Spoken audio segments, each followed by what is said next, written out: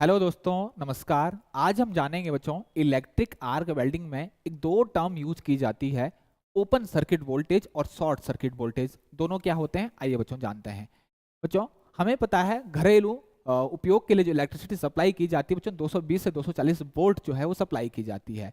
उस supply voltage जो हमारा होता है 220 से 240 वोल्ट को, उसको हम ट्रांसफॉर्मर के माध्यम से बच्चों हम स्टेप डाउन करते हैं, मतलब उसका वोल्टेज जो है वो डिक्रीज करते हैं, वोल्टेज को स्टेप डाउन करते हैं और करंट को हम बढ़ाते हैं, क्योंकि यही मेरी रिक्वायरमेंट होती है वेल्डिंग की। तो बच्चों ट्रांसफॉर्मर के बाद जो वोल्टेज निकलता है इलेक्ट्रिक आर्क प्रोड्यूस करने से पहले, ट्रांसफार्मर के बाद यहां पर जो मेरे को वोल्टेज मिल रहा है, अभी मैंने इलेक्ट्रिक आर्क प्रोड्यूस नहीं किया, इलेक्ट्रिक आर्क स्ट्रक्ट नहीं की, तो उस वोल्टेज को मैं कहता हूं बच्चों ओपन सर्किट वोल्टेज। क्या कहूंगा? Open circuit voltage. और इस ओपन सर्किट की जो वोल्टेज की जो रेंज होती है वो 40 से 45 वोल्ट डीसी के लिए और 50 से 60 एसी के लिए, और सामान्य तौर मोटे मोटे तौर में कहूं तो इसकी रेंज जो है 60 से 110 वोल्ट तक जो है आपकी हो सकती है।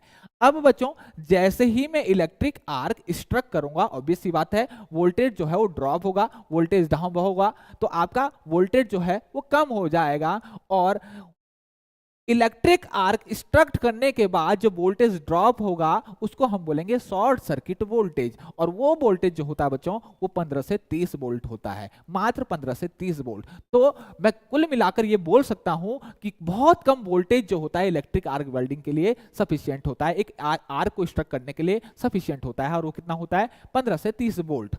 तो इलेक्ट्रिक आर्क स्ट्रक करने के बाद जो वोल्टेज ड्रॉप होता है उसको मैं क्या कहता हूं? Short circuit voltage. Short circuit voltage को शॉर्ट में कहा जाता है एससीबी।